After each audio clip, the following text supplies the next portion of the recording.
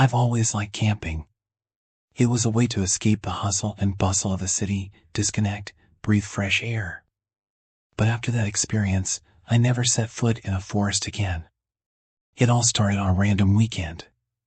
My friend Lucas and I decided to explore a little-known trail in a state park.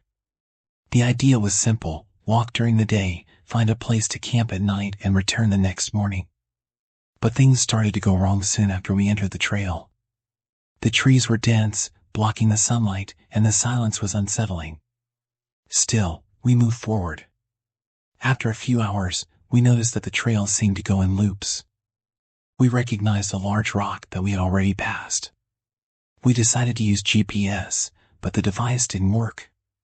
With no signal, no map, we were trapped in that green maze.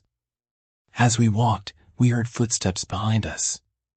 We thought it might be another group, but no one showed up. With each turn, the feeling of being watched increased.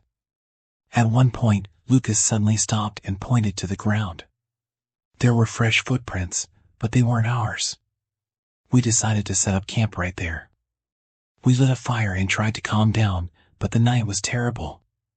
We heard branches breaking, distant whispers, and muffled laughter coming from the darkness. In the morning, everything was calm. But the footprints around our tent indicated we were not alone. We never discovered who, or what, was following us. We just got out of there as quickly as possible. Since then, I no longer trust unfamiliar trails. My cousin Clara and I decided to camp next to a lake that was on abandoned property. The place was beautiful, surrounded by mountains and with an incredible view of the starry sky. However, during the night, the lake revealed something that still gives me goosebumps just remembering it. As soon as it got dark, we made a fire and talked. Everything was peaceful until Clara looked at the lake and froze. When I asked what she had seen, she just pointed. In the reflection of the water, there was a man standing behind us. I turned around immediately, but there was no one there. I looked back at the water and the man was still there, motionless, watching us. His expression was dark, as if he was judging us. We tried to ignore it, thinking it might be a strange reflection from the trees, but the feeling of being watched didn't go away. When we went to sleep, Clara woke up in the middle of the night screaming. He said the man was standing next to the tent. We can't wait to find out more. We grabbed our things and ran out. Since that day, we have never camped near lakes again. I was 12 years old when my parents took me to summer camp. It was an isolated place, surrounded by mountains and forests. Everything was going well until, one night, a melody began to echo through the forest. The music was beautiful, but at the same time unsettling. It sounded like a lullaby, soft and mesmerizing. I got up from the bed and went to the window. The moon lit up the trees, and for a moment, I swore I saw a pale figure dancing among the shadows.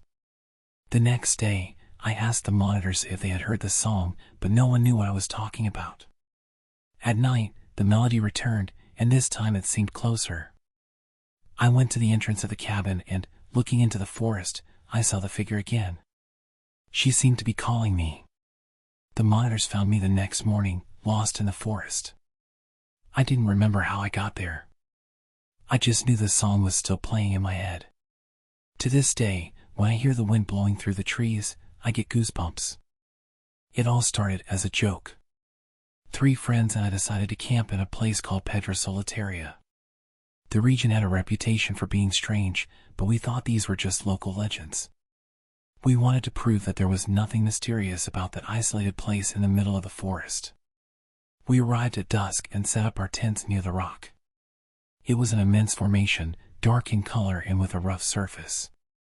Despite the name, it seemed to be the central point of the entire area. As the sun disappeared below the horizon, a feeling of restlessness came over the group. It wasn't fear, exactly, it was as if the air around him was heavier. Night fell, and we made a fire. We talked to ward off the silence, but something was wrong. The wind, which had previously swayed the trees, suddenly stopped. Everything became too quiet. Then came the whispers. At first, we thought it was our imagination. Muffled sounds seemed to be coming from somewhere near the stone. We joked that maybe it was the echo of the forest or the wind passing through cracks in the rock. But the whispers became clearer, and they started saying our names. Raphael, the voice was serious, almost scratchy. My friend Raphael froze. He looked at the stone with an expression of doubt mixed with fascination. Without saying anything, he stood up and walked towards her. We tried to stop him, but he didn't seem to hear us. He placed his hand on the surface of the stone and remained there, motionless. "Raphael?" I called, but he didn't answer. Suddenly, he recoiled as if he had been shocked.